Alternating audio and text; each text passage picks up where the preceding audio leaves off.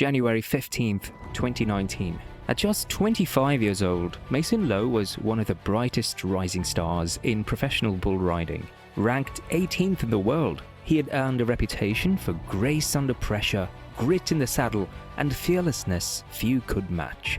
But what happened during those next few seconds would mark one of the darkest nights in modern rodeo history. The cheers that filled the stadium would be replaced by silence, gasps, and grief. What was supposed to be another electrifying ride in Mason's growing career would instead become the third death in professional bull riders' history, and the first fatality in the event in over a century. This is the harrowing story of Mason Lowe's final ride.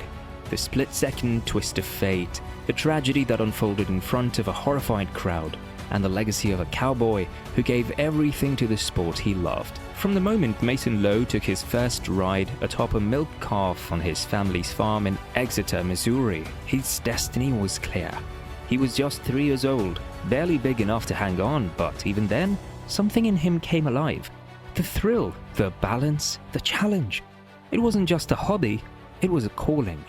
Raised in the heartland of America, where rodeo culture runs deep, Mason was surrounded by the spirit of grit, risk, and raw athleticism.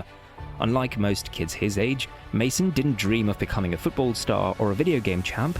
He dreamed of strapping into a bull rope and surviving 8 of the longest seconds in sports.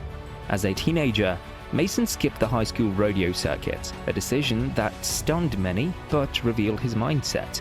While others stuck to age divisions and local events, Mason went straight into the fire, testing himself against older, stronger, more experienced riders across the amateur bull riding tours of the American Midwest. The arenas were smaller, the bulls no less dangerous, but Mason wasn't looking for trophies. He was looking to earn his place. Those early years weren't without hardship. He took brutal hits, suffered deep bruises, sprains and concussions, and walked off more than one arena floor bleeding and limping. But he always got back up. He studied his rides, took notes, and asked questions. He was obsessed with improvement, not fame, not fortune, just the ride. Bull riding is one of the most dangerous sports on earth. It's a calculated dance with death, where the smallest misstep can lead to broken bones, collapsed lungs, shattered faces, or worse.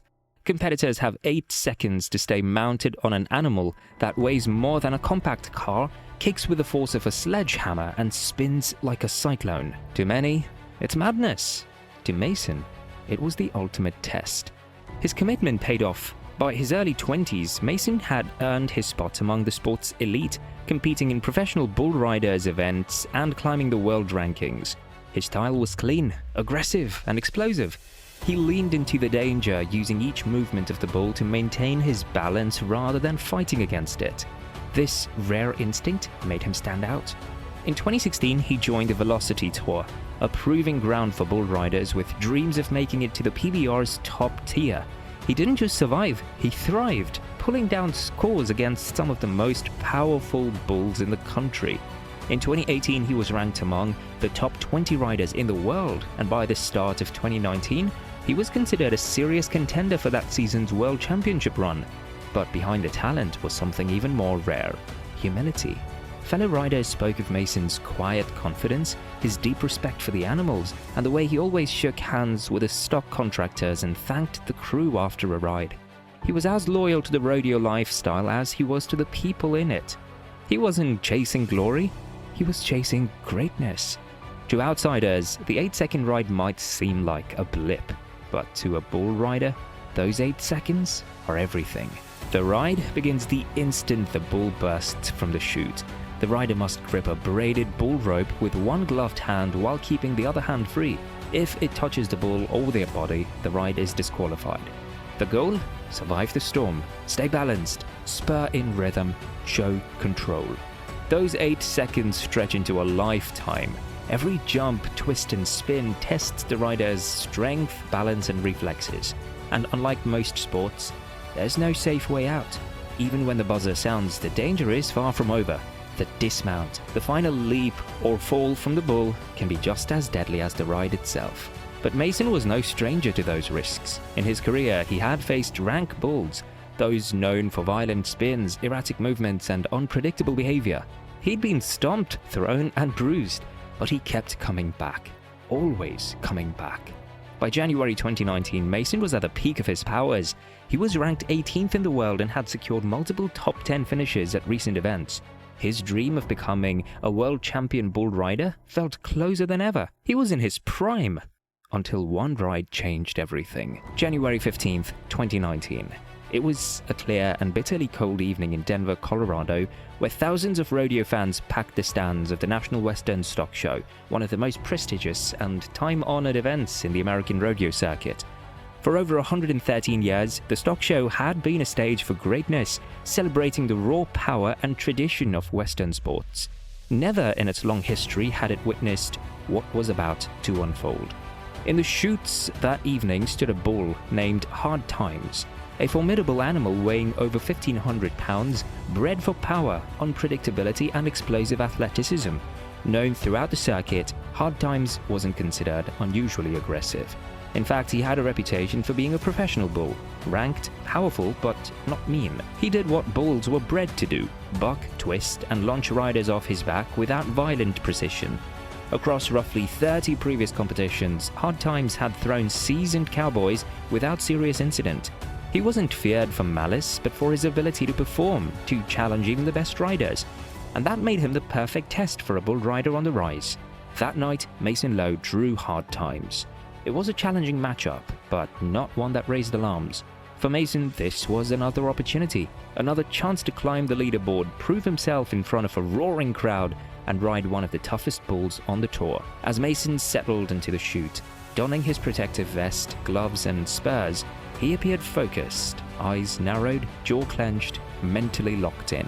The crowd watched with anticipation as he gave the nod. The gate flew open. Hard Times erupted from the chute, kicking violently, twisting mid-air, throwing his full weight into each turn in an effort to dislodge the rider clinging to his back. Mason held firm, adjusting with each jolt, absorbing the shock with his legs and core. The crowd roared in approval. The clock ticked. 1 second, 2 seconds, 3. Every muscle in Mason's body worked in tandem. He leaned forward into the spins, dug in against the momentum, reading the bull's rhythm like a choreographed storm. He had done this hundreds of times before, but even for a professional, every ride is a battle. As Mason approached the 8-second mark, it seemed like he had conquered the beast, but then at the very last second, when everyone thought that he had it all under control, he was bucked off. What happened next would change everything. As Mason landed on the dirt and turned to move away, Hard Times whipped around violently, reacting to the weight that had just departed his back. Like many bulls, he wasn't finished bucking. Adrenaline still surged through his massive body. In a cruel twist of timing, Mason, attempting to stand back up, was caught in the bull's path. Before he could fully react, Hard Times' back hooves came down with crushing force, striking Mason directly in the chest. It was not an attack, not an act of aggression, just a tragic convergence of momentum, instinct, and chance. Hard Times, acting on raw reflex, delivered a blow of catastrophic power to a vulnerable spot on Mason's body. The arena fell into sudden silence. Mason stumbled. He stood for a brief moment, wobbly, disoriented, then clutched his chest and collapsed. Emergency medical personnel rushed into the arena within seconds. Bullfighters had already surrounded Mason to protect him from further injury. As they cleared space, medics began CPR, frantically trying to resuscitate him. Spectators watched in horror, many with hands over their mouths, others in stunned disbelief. He was immediately transported to Denver Health Medical Center, just minutes away. But despite the rapid response and the efforts of trauma specialists, Mason's injuries were too severe. The official cause of death: massive damage to the heart and internal organs caused by blunt force trauma from the bull's back leg. He was just 25 years old. Could it have been prevented? In the aftermath, questions swirled. Was Mason wearing proper protection? Was the bull known for aggression? Could anything have changed the outcome? According to professional bull riders and event officials, Mason was outfitted in standard protective gear, including a high-impact vest designed to absorb and distribute the force of a bull's hooves. These vests, required after the death of Lane Frost in 1989, have saved countless lives. However, even the best equipment has its limits. In Mason's case, the hoof struck directly over the heart, with such precision and power that the vest, while preventing rib fractures, could not diffuse the internal trauma. The impact bypassed the protective layers, overwhelming what the human body could endure. Officials concluded that the incident was a tragic accident, not the result of malfunctioning equipment or animal aggression. Hard Times was simply reacting on instinct, as bulls do in the chaos following a dismount. No one could have predicted the sequence of events that led to that fatal moment, and yet the damage had been done. A rising star had fallen and the sport of bull riding was left in mourning. The death of Mason Lowe sent a ripple of shock and sorrow through the close-knit rodeo and bull riding community. In a sport where toughness is worn like armor, the grief was open, raw and personal. Mason wasn't just another cowboy, he was one of their own. At the next PBR events, black armbands adorned cowboy hats, flags flew at half-staff, and moments of silence echoed in once roaring arenas. Fellow riders, fans and announcers honored his legacy not just with words, but with quiet reverence, a solemn respect for the price that sometimes comes with the ride.